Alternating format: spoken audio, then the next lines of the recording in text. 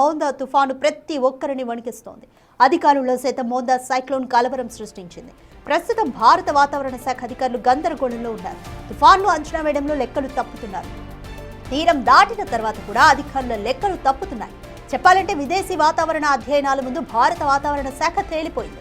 తొలుత యానాం కాకినాడ మధ్య తీరం తాకుతుందని ఐఎండీ అంచనా వేసింది. అయితే అంతర్వేది అమలాపురం మధ్య తీరం తాకుతుందని విదేశీ వెబ్సైట్లు తేల్చి చెప్పాయి. దాంతో అంతర్జాతీయ సంస్థల అంచనాల ముందు భారత వాతావరణ శాఖ అంచనా తప్పినట్లయింది. అదేవిధంగా తీరం దాటే అంచనాలు చెప్పడంలో కూడా అధికారులు వైఫల్యం చెందారు. నర్సాపురం వద్ద తీరం దాటే వరకు అంచనా వేయలేదు.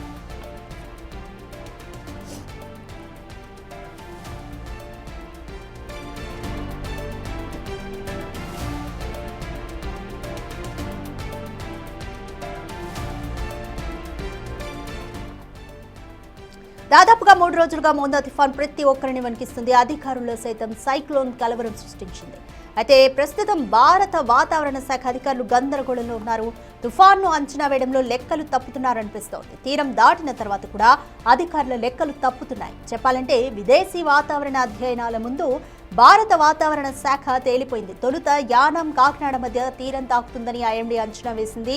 అయితే అంతర్వేది అమలాపురం మధ్య తీరం తాకుతుందని విదేశీ వెబ్సైట్లు తేల్చి చెప్పాయి. దాంతో అంతర్జాతీయ సంస్థల అంచనాల ముందు భారత వాతావరణ శాఖ అంచనా తప్పినట్లయింది. అదేవిధంగా తీరం దాటే అంచనాలు చెప్పడంలో కూడా అధికారులు వైఫల్యం చెందారు.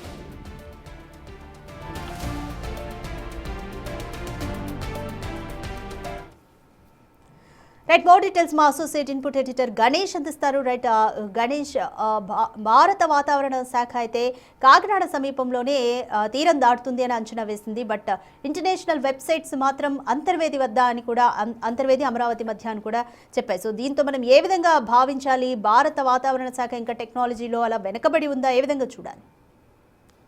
ఎస్ రాధిక, ఎందుకంటే భారత వాతావరణం సంబంధించి చాలా వరకు టెక్నాలజీకి ఏమాత్రం లోటు లేదు. ఎందుకంటే మనకు రాడార్ వ్యవస్థ పటిష్టంగా ఉంది, వాతావరణ కేంద్రాలు పటిష్టంగా ఉన్నాయి. మరోవైపు టోటల్గా మనకు చూసుకుంటే శాటిలైట్ వ్యవస్థ ఏదైతే అనేక విషయాలను క్షుణ్ణంగా తెలుసుకోవాల్సిన శాటిలైట్ వ్యవస్థ చాలా పూర్తి స్థాయిలో ఉంది. కానీ వాతావరణ శాఖలో ఉండే శాస్త్రవేత్తలు వాళ్ళ అంచనాలు చూస్తుంటే నిజంగా ఆందోళన కలిగిస్తున్నాయి. మనకి మోంతా తుఫాను ఏదైతే ఉందో దీనిలో జరిగిన ఇష్యూస్లోన నిజంగా ఆందోళన కలిగించే అంశాలే మనకు కనిపిస్తున్నాయి. ఎందుకంటే ఈ విధంగా ఆందోళన కలిగించడం అనేది నిజంగా అనేక ఇష్యూస్కి, అంటే వాళ్ళ అంచనాలు తప్పితే అక్కడి వరకే పరిమితం కాదు. ఎందుకంటే ప్రధానంగా మనం చూడాల్సింది వాళ్ళు ఎక్కడ ఇచ్చారు అంచనాలు, ఏమైంది ఒకసారి చూద్దాం. ఎందుకంటే విదేశీ సంస్థల ముందు కూడా పూర్తిగా తేలిపోయిన పరిస్థితులు అయితే మనకు కనిపించాయి. ఒక్కసారి మనకి ఐఎండీ అంటే ఇండియన్ మెటరాలజికల్ డిపార్ట్మెంటు ఏదైతే భారత వాతావరణ శాఖ చెప్పిన అంచనాలు ఏ విధంగా ఉన్నాయో ముందు ఒకసారి చూద్దాం. మనం చూస్తున్నాం ఏదైతే ఈ పిక్చర్ ఉందో శాటిలైట్ పిక్చరు, ముందుగా మోంతా అనేది ఇక్కడ పూర్తిగా ఇక్కడ నుంచి మనకి ఏదైతే బే ఆఫ్ బెంగాల్ ఉందో బే ఆఫ్ బెంగాల్ నుంచి ఇక్కడ కనిపిస్తున్న మనకి ఏదైతే కోణం ఉంది ఇక్కడ యానం కాకినాడల మధ్య తీరం దాటుతుందనేది స్పష్టంగా ఐఎండీ చెప్పింది. దీనికి ఆంధ్రప్రదేశ్ కావచ్చు, తెలంగాణ కావచ్చు, ఈ రెండులో ఉండే వాతావరణ శాఖలు ఏవైతే ఉన్నాయో ఇక్కడ సైంటిస్టులతో పాటు వాళ్ళందరూ తేల్చి చెప్పారు. ఎందుకంటే పూర్తిగా రాడార్ వ్యవస్థను హైదరాబాద్లో కూడా ఒక రాడార్ వ్యవస్థ ఉంది, పూణేలో ఉంది, విశాఖపట్నంలో కొంత నడుస్తూ ఉంది అధ్యయనం, ఇవన్నీ కూడా ఉన్నాయి. దీనికి తోడు ఐఎండీకి ఒక పటిష్టమైన వ్యవస్థ అనేది ఉంది. ఎందుకంటే దీంతో పాటే ఎప్పటికప్పుడు వాళ్ళు అప్డేట్ చేస్తుంటారు. కానీ దీన్నే అంచనాలు వేసుకుంటున్నారు. పోనీ 48 గంటల ముందు చూసుకుంటే అది పోనీ అక్కడ తీరంలోన ఉండే అంచనాలు ఉన్నాయి కాబట్టి 48 గంటల ముందు చెప్పలేకపోవచ్చు అనేది చూడొచ్చు. ఎందుకంటే మచిలీపట్నం దగ్గర నుంచి వచ్చే అవకాశం ఉంది. మచిలీపట్నం నుంచి విశాఖపట్నం మధ్యలో ఏదైతే కోస్టల్ బెల్ట్ తీరం ఉందో ఆ బెల్ట్లో మాత్రం వస్తుందనేది ఒక ఓవరాల్ అంచనాకైతే ఐఎండీ చెప్పింది. కానీ స్పెసిఫిక్గా సమయం ముంచుకొస్తున్న కొలది ఇగో ఇన్ని గంటల్లో రాబోతుంది, ఇన్ని గంటల్లో రాబోతుంది, గంటకు 110 కిలోమీటర్లు 120 కిలోమీటర్ల వేగంతో గాలి రాబోతుంది, అతిపెద్ద విస్తారంతో. అంటే మోంతా అనేది ఐ నుంచి వాల్స్ వరకు దాదాపు 200 కిలోమీటర్ల విస్తీర్ణంలో అతిపెద్ద తుఫానుగా అనేది వాళ్ళు తేల్చిపారు. నిజంగా అంత విపత్తు జరగలేదు కాబట్టి ఏదో విండ్ ఫైర్ అంటున్నారు, విండ్స్ క్రాస్ అవ్వడంలో అంటున్నారు, ఇలాగ అనేక రూపాల వాతావరణం ఎప్పటికప్పుడు మారిపోయే పరిస్థితి ఉంది కాబట్టి అది అంత విపత్తుని చూపించలేకపోయింది. మనకి అంత నష్టం జరగకుండా అందరూ క్షేమంగా బయటపడ్డాం. కానీ నిజంగా వీళ్ళు ఇచ్చిన అంచనాలు చూసుకుంటే ముందు ఏదైతే మనకు పాయింట్ ఉందో యానం కాకినాడల మధ్య వెళ్తుందనేది ఒక స్పష్టంగా చెప్పగలిగారు. అంటే ఈ అంచనాల ప్రకారం ప్రభుత్వం అక్కడ ఉండే ఏర్పాట్లను చేసింది. మరోవైపు వాళ్ళు తాకడం ఎక్కడ తాకబోతుందనేది యానం దగ్గర తాకబోతుంది, మరోవైపు కాకినాడ మీదుగా వెళ్తుంది. అంటే కాకినాడ యానం ఉండే ఒక ఏదైతే వ్యవస్థ ఉందో ఆ వ్యవస్థ నుంచి పూర్తిగా వెళుతున్న పరిస్థితి ఉంది. కాబట్టి దీన్ని ఆ తుఫాను మోంతా తుఫాను వెళ్తుంది కాబట్టి అక్కడ ఖచ్చితంగా ఇది కాకినాడ నుంచి తీరం దాటే అవకాశం ఉందనేది ఒక గణాంకాలు తీసుకొచ్చింది. దానికి ఒక గ్రాఫిక్స్ పిక్చర్స్ ఇలాగ ఈ విధంగా నడిచింది. కానీ మిగతా సంస్థలకు సంబంధించి అంటే ఇది మనం అనేక విదేశీ సంస్థలు ఇది సైమల్టేనియస్గా అనేక విదేశీ సంస్థలు మనకు పనిచేస్తున్నాయి. దానికి తోడు ఇటువంటి తుఫాన్లకు సంబంధించి ప్రపంచ వాతావరణ సంస్థ ఏదైతే WMC ఉందో అది కూడా తన అంచనాలను వ్యక్తం చేస్తూ వచ్చింది. ఈ అంచనాలే కాదు, యురేషియన్ సెంటర్ చాలా వరకు ప్రైవేటు సంస్థలే ఇతర దేశాల్లో పనిచేస్తుంటే యురేషియన్ సెంటర్ అనేది ఒక క్రైటీరియా ఉండే సెంటరు. అలాగే రేంజ్ వెదర్ ఫోర్కాస్ట్ అనేది ఒక సంస్థ నడుస్తుంది ఇతర దేశాల్లో 2-3 బ్రాంచెస్తోని. అలాగే CMA చైనాకు సంబంధించిన ఒక సంస్థ కూడా దీనికి సంబంధించిన ప్రైవేటు సంస్థ అక్కడ వాతావరణం చెప్తుంది. ఇవన్నీ చెప్పిన మాట ప్రకారం ఖచ్చితంగా వాళ్ళు మచిలీపట్నం కాదు, మనకి ఎక్కడైతే కనిపిస్తుందో కోనసీమలోని అమలాపురం పరిసర ప్రాంతాల్లో ముందు వెళ్ళబోతుంది. అందులో కూడా అంతర్వేది దగ్గర నుంచి వెళ్ళబోతుంది, ఇది తాకబోతుంది మోంతా అనేది స్పష్టంగా వాళ్ళు ఒక గ్రాఫిక్స్తో పాటు చెప్పారు. దీన్ని ముందుగానే IMD ఖండించింది. ఇలాంటి వార్తలు వేసిన వాళ్ళకి అక్కడ లోకల్గా ఉండే ప్రతి రిపోర్టర్లు కావచ్చు, లేకపోతే మీడియా ప్రతినిధులు కావచ్చు, వీళ్ళందరికీ కూడా అవి తప్పుడు వార్తలుగానే వాళ్ళంతా చెప్తూ వచ్చారు. ఎందుకంటే అంతర్వేదికి ఆ ప్రాంతానికి వెళ్ళే అవకాశం లేదు, కోనసీమకి సంబంధమే లేదు, ఖచ్చితంగా యానం కాకినాడ మీదకి వెళ్తుందని IMD చెప్పింది. ఆంధ్రప్రదేశ్ మెట్రోలాజికల్ డిపార్ట్మెంట్ వాళ్ళు ఏదైతే ఉన్నారో వాళ్ళు కూడా స్పష్టం చేశారు. మరోవైపు విశాఖ అధ్యయన కేంద్రం కూడా దీనికి సంబంధించి ఎంత ఫోర్స్ వెళ్తుంది ఇవన్నీ చెప్పారు. కానీ వాళ్ళ అంచనాలకి పూర్తిగా తల్లకిందులు చేస్తూ అది అంతర్వేది దగ్గర నుంచే ఖచ్చితంగా అంటే అంతర్జాతీయ సంస్థలు ఏవైతే ఉన్నాయో వారి చెప్పిన మాటల ప్రకారం అంతర్వేది దగ్గర నుంచే ముందు తాకడం అనేది జరిగింది. అంటే ఈ అంచనాలు చూసుకుంటే నిజంగా ఇక దీన్ని దాటడం ఏదైతే మోంతా తుఫాన్ అనేది ముందు ఏ తుఫాన్ అయినా సరే ముందు ఆ ప్రాంతాన్ని తాకడం ఒక ఎత్తు అయితే అక్కడ నుంచి దాన్ని దాటడం అంటే పూర్తిగా దాని వ్యాసార్థం ఎంతైతే ఉందో 200 కిలోమీటర్లు కావచ్చు, 300 కిలోమీటర్లు కావచ్చు. ఇప్పుడు మోంతాకు సంబంధించి ఖచ్చితంగా 200 కిలోమీటర్ల వ్యాసార్థంలో ఉంది. దాని పూర్తిగా వాతావరణం ఉంది, దాని ఆవృతం ఏదైతే చూసుకుంటే 2000కి పైగా ఉంటుందని ముందు నుంచి అంచనాలు వేస్తూ వచ్చారు. ఇంత పెద్దది వెళ్తున్నప్పుడు ఇది ఎక్కడి నుంచి దాటబోతుంది పూర్తిగా అనేది క్రాస్ చేయబోతుందంటే కాకినాడ అనేది IMD స్పష్టంగా చెప్పింది. దాన్ని లోకల్గా ఉండి ఆంధ్రప్రదేశ్ తెలంగాణ వాతావరణ కేంద్రాలు సంస్థలు అధ్యయనాలను ప్రకటించాయి. కానీ తల్లకిందులు చేస్తూ నర్సాపూర్ దగ్గర ఎక్కడైతే మనకి నర్సాపూర్ ఉందో కోనసీమ కంటే వెస్ట్ గోదావరిలోనే నర్సాపూర్ ఉందో నర్సాపూర్ దగ్గర నుంచి ఇది క్రాస్ అవుతూ మనకి అది కనిపించింది మోంతా. అంటే ఇవన్నీ కూడా గ్లోబల్ వైడ్గా ఉండే సంస్థలు ఏవైతే ఉన్నాయో ఒక్కసారి మనం ఈ 2 సంస్థలు అంటే ఒకటి IMD చెప్పిన అంచనాలు ఏంటి, మరోవైపు అంతర్జాతీయంగా ఉండే సంస్థలు అంతర్జాతీయంగానే కాదు ప్రపంచ వాతావరణ కేంద్రం అంటే టోటల్గా ఉండేది ఒకటి పనిచేస్తుంది. దీన్ని WMC అని మనం చెప్తాం. ఎందుకంటే వాతావరణం అనేది ప్రపంచానికి సంబంధించిన అధ్యయనం. ఏ లోకల్గా వాళ్ళు అంచనాలు వేస్తారు అక్కడ ఉండే లోకల్ ఈ విషయాలను బట్టి. కానీ ప్రపంచానికి సంబంధించి ప్రపంచ వాతావరణ అధ్యయన కేంద్రం WMC కూడా ఇదే విషయాన్ని చెప్పింది. ఫస్ట్ మనం IMD ఏం చెప్పిందో చూద్దాం. IMD చెప్పింది ఇక్కడ ఏదైతే కనిపిస్తుందో యానం కాకినాడ మీదుగా ఇలా ఒక క్రాస్గా వెళ్ళబోతుంది. అంటే ముందు యానం దగ్గర తాకుతుంది, అక్కడ నుంచి పూర్తిగా క్రాస్ అవ్వడం మాత్రం కాకినాడ నుంచి వెళ్తుంది, ఇలాగ పిఠాపురం ఈ మీదుగా వెళ్తుంది అనేది ఒక అంచనా అయితే IMD చెప్పింది. కానీ నేను ముందుగా చెప్పిన అంతర్జాతీయ అనేక సంస్థలు చెప్పిన దాంట్లోన ఇటు అమలాపురం లాంటి సెంటర్కి సంబంధించి అంటే కోనసీమకు సంబంధించి అంటే టోటల్గా మనకి అమలాపురం ఉంది, ఇటువైపు నర్సాపూర్ కనిపిస్తుంది. ఈ నర్సాపూరు పాలకొల్లు పెనుగొండ ఈ రోడ్లోంచి వెళ్ళబోతుంది అనేది అంతర్జాతీయ సంస్థలు ప్రత్యేకంగా ముందు నుంచి కూడా స్పష్టంగా చెప్తూ వచ్చాయి. ఇప్పుడు ఏదైతే వాళ్ళు చెప్పారో అమలాపురం కోనసీమ దగ్గర ఉండే అంతర్వేది దగ్గరే ప్రధానంగా క్రాస్ అయింది.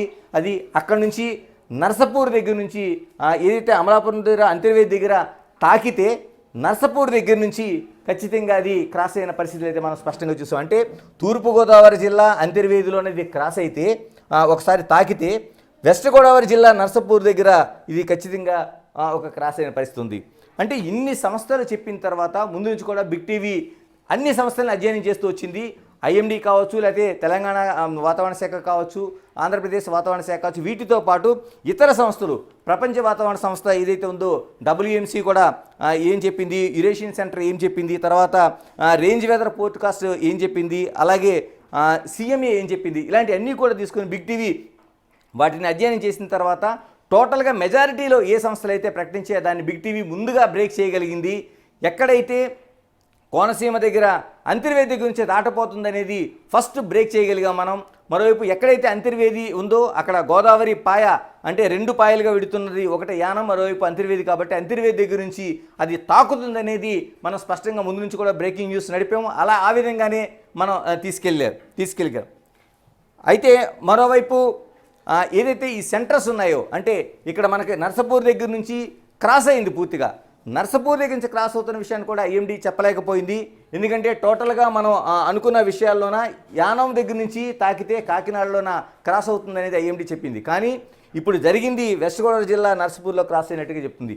ఈ విషయాన్ని కూడా IMD చెప్పకపోవడం అనేది చాలా హాస్యాస్పదంగా కనిపిస్తుంది. ఎందుకంటే చివరికి ఇన్ని అంతర్జాతీయ సంస్థలు, జాతీయ సంస్థలే కాదు, చివరికి కనీసం మనకి లోకల్గా ఉండే వెదర్ మ్యాన్ అనే ఒక సింగిల్ మ్యాన్ నడుపుతున్న ఏదైతే ఒక సంస్థ ఉందో ఆయన కూడా చెప్పగలిగిన దాన్ని మన ఎందుకు ఇంత రాడార్ వ్యవస్థ కావచ్చు, సైంటిఫిక్ ఉండే సంస్థ ఎందుకు నడపలేకపోతుంది అనేది ఒక ఆశ్చర్యాన్ని కలిగిస్తుంది. మనం చాలా విషయాల్లో మనం సినిమాలో ఒక జోక్ అనుకుంటాం, గాలి గన్నారం అనే మాటలు మనకు కనిపిస్తూ ఉంటాయి. ఎందుకంటే వాతావరణ శాఖ చెప్పింది జరగదు, వాళ్ళు ఏది చెప్తే దానికి భిన్నంగా జరుగుతుంది, వాళ్ళ అంచనాలు వేరుగా ఉంటాయి అనేది చాలా కాలంగా ఒక జోక్ మనకు కొనసాగుతూ వస్తుంది. కానీ ఇంత రాడార్ వ్యవస్థ పెరిగిన తర్వాత, శాటిలైట్లో ప్రపంచంలోనే సాటి లేని వ్యవస్థగా భారతదేశం అభివృద్ధి చెందిన తర్వాత, మరోవైపు వాతావరణ శాఖకు సంబంధించిన అనేక కేంద్రాలు ఏర్పాటు చేసుకున్న తర్వాత, అనేక మంది శాస్త్రవేత్తలు ఉన్న తర్వాత ఎందుకు ఈ వైఫల్యం ఏర్పడుతుంది అనేది నిజంగా ఇది కేవలం సైంటిస్టుల వైఫల్యము. ఒక మ్యాప్లో వెళ్తుంది, అది ఒక తుఫాను, అది మోంతా కావచ్చు, లేకపోతే లైలా కావచ్చు, లేకపోతే ఉదూద్ కావచ్చు, ఏదైనా కావచ్చు, వెళ్తుంటే మనకేంటి సంబంధం అనుకోవచ్చు. కానీ ఖచ్చితంగా ఇక్కడే మన ప్రధానంగా గుర్తించాల్సిన అవసరం ఉంది. ఏదైతే ఈ తుఫాన్లు ఉన్నాయో ఇవి వెళ్తున్న దిశ కావచ్చు, తాకుతున్న ప్రాంతం కావచ్చు, దాన్ని క్రాస్ చేసే ప్రాంతం కావచ్చు, దీన్ని ఖచ్చితంగా అంచనా వేయడం వల్ల ప్రాణ నష్టాన్ని నివారించగలుగుతాం. మరోవైపు చాలా వరకు అక్కడ ఉండే ఏర్పాట్లు, అంటే అక్కడ రెవెన్యూ కావచ్చు, పోలీస్ వ్యవస్థ కావచ్చు, యుద్ధ ప్రాతిపదికన తీసుకునే మిగతా డిజాస్టర్ మేనేజ్మెంట్స్ కావచ్చు, ఇవన్నీ కూడా అప్రమత్తమయ్యి అక్కడ తీసుకోవాల్సిన జాగ్రత్తలు అనేవి తీసుకునే అవకాశం ఉంది. కానీ ఇలా తప్పుడు అంచనాల వల్ల అక్కడ ఉండే లోకల్ ప్రభుత్వాలు చాలా ఇబ్బంది పడే అవకాశం ఉంది. ఇప్పుడు మోంతా అదృష్టవశాత్తు ఏమి ఎంత ఉధృతంగా మనకి భయపెట్టిందో ఆ భయాన్ని పటాపంచలు చేస్తూ అంత ప్రాణ నష్టం జరగకుండా, మరోవైపు ఆస్తి నష్టం జరగకుండా కూల్గా వెళ్ళిపోయింది. కాబట్టి ఆ ప్రకృతి నిజంగా బతికి బయటపడ్డాం. కానీ నిజంగా వాతావరణ IMD చెప్పిన మాటలు విని ఆంధ్రప్రదేశ్ చేసిన ఏర్పాట్లు కానీ చేసి ఉంటే అక్కడ యానం, కాకినాడ మధ్య ఇప్పుడు వెళ్ళింది అంతర్వేది దగ్గర తాకింది, మరోవైపు నర్సాపూర్ దగ్గర క్రాస్ చేస్తూ వెళ్ళింది. అంటే ఈ పరిస్థితులు కానీ ఉంటే ఆ ప్రాంతాల్లో ఏ ఏర్పాట్లు చేయలేకపోతే ఏం జరిగేది? నిజంగా అలాంటి అనుభవాలు కూడా మనకు ఉన్నాయి. 1977 నవంబర్ 19న దివిసీమ తుఫాను మనం తలుచుకుంటే నిజంగానే దాదాపు 14,300 మందికి పైగా అఫీషియల్గా చనిపోతే 50,000 మంది మరణాలు జరిగాయని ఆనాటి లెక్కలు ఉన్నాయి. ఎందుకంటే 1977 నాటికి అంత సాంకేతిక పరిజ్ఞానానికి అభివృద్ధి చెందకపోవచ్చు, లేకపోతే శాటిలైట్ వ్యవస్థ కావచ్చు, లేకపోతే రాడార్ వ్యవస్థ కావచ్చు, ఉండకపోవచ్చు. ఎందుకంటే ఒక ఉప్పెనలా విరుచుకుపడింది కాబట్టి ఆ విధంగా మనకు జరిగింది. అలాగే 1996 నవంబర్ 6వ తేదీన కోనసీమ తుఫానుకు సంబంధించి ఆ రోజున కూడా ఒక అంచనాలు మిస్ అయినట్లే కనిపించింది. ఎందుకంటే అది ఎక్కడ తాకుతుంది, ఎక్కడ క్రాస్ అవుతుంది అనేది అంచనాలు కొంచెం మిస్ అవ్వడంతో అక్కడ భైరవపాలెం, బొలుస్తిప్ప అనే ప్రాంతాల మీదుగా తాకి రీచ్ అవ్వడంతో దాదాపుగా అక్కడ 1,100 మంది అఫీషియల్గా చనిపోయినట్టు చెప్పారు. 3,000 మందికి పైగా అక్కడ మరణాలు ఉన్నాయని చెప్పారు. అంటే 2 లక్షల కుటుంబాలు వీధిని పడిన అతిపెద్ద కోనసీమలోని ఘటన. ఈ రోజు నిన్న కూడా ఈ మోంతా దాంతో చాలా వరకు భయాందోళన వ్యక్తమయ్యాయి. ఏం జరగబోతుంది అనేది బిక్కుమంటూ గడిపారు. కానీ కోనసీమకి ఎలాంటి ప్రమాదం లేదు, యానం మించి తాగుతుంది, కాకినాడ వైపు తీరం దాటే అవకాశం ఉందని చెప్పడంతో అక్కడ ప్రజలు నిజంగా, అంటే ప్రభుత్వం హెచ్చరించింది కాబట్టి బయటికి రాకుండా అయిపోయింది. సునాశంగా వాళ్ళంతా ఏదో తుఫాన్ని భయపడుతూ లోపల ఉన్నారు. కానీ నిజంగా ఆనాటి తుఫాన్లు, అంటే దివిసీమ ఉప్పెన కావచ్చు, కోనసీమ ఉప్పెన కావచ్చు, ఇలాంటివి కానీ ఈ తుఫాన్లు మోంతా కానీ తీసుకొచ్చి ఉంటే ఎంత ప్రాణ నష్టం జరిగి ఉండేది. అప్రమత్తంగా ఉండాల్సిన ప్రాంతాలకు కాకుండా మిగతా చోట్ల మోహరించడం వల్ల డిజాస్టర్ మేనేజ్మెంట్లు ఎంత వైఫల్యం జరిగి ఉండిందనేది నిజంగా మనం ఆందోళన చెందాల్సిన అవసరం, మరోవైపు ఐఎండీని ఖచ్చితంగా క్వశ్చన్ చేయాల్సిన అవసరం ఉంది. ఇప్పటికైనా వాతావరణ శాఖ ఇంత అభివృద్ధి చెందిన తర్వాత, అంటే రాడార్ వ్యవస్థ అభివృద్ధి చెందింది, శాస్త్రవేత్తలు చాలామందిని పెట్టారు, ఇప్పటికే తర్వాత మనకు ఉండే శాటిలైట్ వ్యవస్థ అతిపెద్దగా ఉంది. ఇన్ని జరిగిన తర్వాత కూడా ఇంత వైఫల్యానికి ఖచ్చితంగా అక్కడ ఉండే అధికారులను మనం బాధ్యత చేయాల్సిన అవసరం ఉంది. ఇప్పటికైనా భారత ప్రభుత్వం, ఇతర సంస్థలు ఈరోజు మోంతాన్ని దృష్టిలో పెట్టుకుని వారిపైన ఖచ్చితంగా ఒక యాక్షన్ ప్లాన్, అంటే ఇటువంటి వాటిలో అక్యురేట్గా జరగాల్సిన అవసరం ఉంది. లేకపోతే భవిష్యత్తులో వచ్చే తుఫాన్లకు ఇది మోంతా అనేది ఎండింగ్ మనకి కాదు కాబట్టి మిగతా అనేక తుఫాన్లు, వందల తుఫాన్లు వస్తుంటాయి, తీరం దాటేవి కొన్ని మాత్రం వస్తుంటాయి. ఇలా జరిగినప్పుడు విపత్తుల్లోన ఖచ్చితంగా అక్యురేట్గా చేయాల్సిన అవసరాన్ని గుర్తించాల్సిన అవసరం ఉంది. ఐఎండీని ఇందులో అప్రమత్తం చేయాలి. ఇప్పుడు ఉండే సాంకేతిక పరిజ్ఞానంతో, శాస్త్రవేత్తలతో కలిపి దీన్ని ఒక గుణపాఠంగా తీసుకుని భారత ప్రభుత్వం వీళ్ళకి హెచ్చరికలు జారీ చేయాల్సిన అవసరం అయితే ఖచ్చితంగా కనిపిస్తోంది. Thank you Ganesh.